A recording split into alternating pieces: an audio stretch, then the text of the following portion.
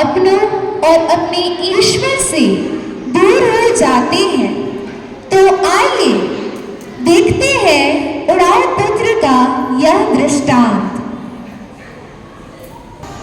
एक अमीर आदमी था, उसके 2 बेटे थे।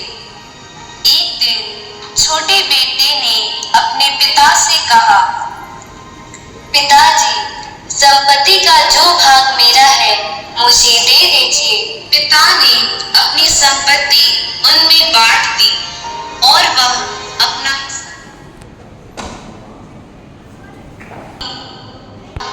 हिस्सा लेकर दूर देश चला गया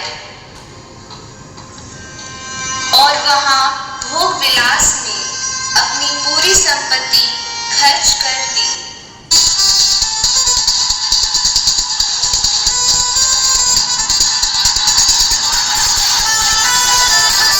जब उसकी सारी संपत्ति खर्च हो गई, तब वह वहां के एक निवासी का नौकर बनकर सूअर चराने लगा। जो फलियां सूअर खाते थे वो भी वही खाता। छोटा बेटा रोते और पछताते हुए, मेरे यहाँ तो नौकरों को भी इससे अच्छा खाना मिलता है। मुझे पिताजी के पास वापस चली जाना चाहिए, शायद वो मुझे माफ कर दे। वह अपनी बुरी हालत में अपने पिता के पास जाता है। पिताजी उसे देखकर दौड़कर उसके पास जाते हैं और उसे प्यार से अपना लेते हैं। कुछ देर बाद बड़ा बेटा गुस्से से पिता के पास आकर कहता है, पिताजी, मैंने इतने वर्षों से आपकी सेवा की, कभी आपकी आज्ञा का उल्लंघन नहीं किया, पर आज तक आपने एक बकरी का बच्चा तक मेरे लिए नहीं मारा कि मैं अपने दोस्तों के साथ खुशी मना सकूं। बेटा, तुम तो हमेशा मेरे साथ हो। जो मेरा है वह तुम्हारा है। तुम्हारा यह भाई जो मर गया था जी उठा, जो खो गया था वह मिल गया है। आओ हम आनंद मनाएं।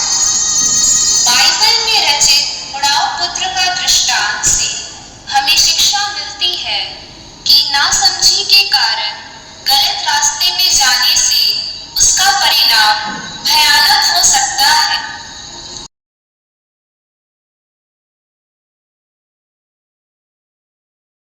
को पढ़ाई में कोई दिलचस्पी नहीं थी और छोटी बेटी बहुत मेहनती और पढ़ाई में बहुत अच्छी थी। पिता अपनी छोटी बेटी पर बहुत गर्व करते थे। मेरी बेटी मेरा और मेरा परिवार का नाम रोशन करेगी। मैं सोच रहा हूँ तुम्हें अच्छी पढ़ाई के लिए शहर भेजूं। जब वह शहर पहुंचती है और कॉलेज जाती है, क्या तुम लोग मेरे दोस्त बनोगे? छी, सो डाउन मारके एंड छी, गांव की गवार तुम और हमारी दोस्त कभी नहीं, चल हट। यह बात उसके दिल को लग जाती है। वह शहर के लोगों की तरह बनना चाहती है ताकि सब उसके दोस्त बन जाएं। धीरे धीरे वह शहर के माहौल में ढल जाती है। वह मॉडल हो जाती है और नशा करने लगती है। धीरे धीरे वह पढ़ाई लिखाई से बिल्कुल दूर हो जाती है और कॉलेज की परीक्षा में फेल हो जाती है। मैंने क्यों ऐसा किया? क्यों मैं इन गलत कामों में डूब गई और पढ़ाई से दूर हो गई? मैं पिताजी से कैसे नजरें मिलाऊंगी? समाज मुझे किस नजर से देखेगा।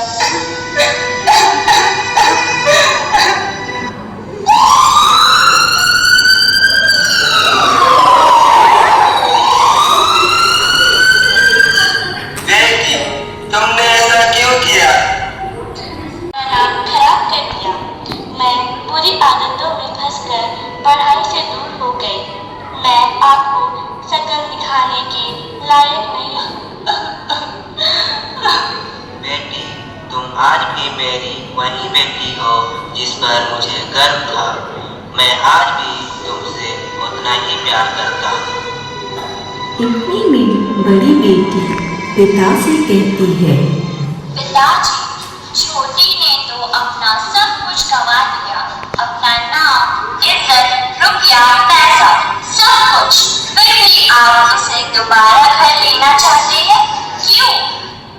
बेटी, बाइबल में लिखा है, तेरा भाई जो मर गया था जी उठा है, जो खो गया था मिल गया है। तो हमें भी छोटी को माफ कर उसे अपना लेना चाहिए। इस कहानी से हमें यह शिक्षा मिलती है कि जब हम अपनी गलतियों का एहसास करते हैं और पिता के प्यार को जानकर उसके पास वापस जाते हैं, तो वो हमें गले लगाकर माफ कर देता है। हमें पिता के प्यार को जानकर दोबारा पाप नहीं करना चाहिए। मेरी सुना बेटा पूरा मेरी बिटियोरा एक दिना पर बिना अग्नि कहीं रुचि डर दिखना मेरे अग्नि सुना बेटा पूरा मेरी बिटियोरा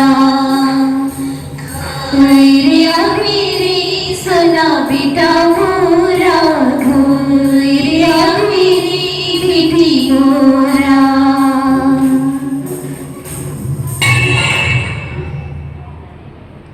सबको जय यीशु।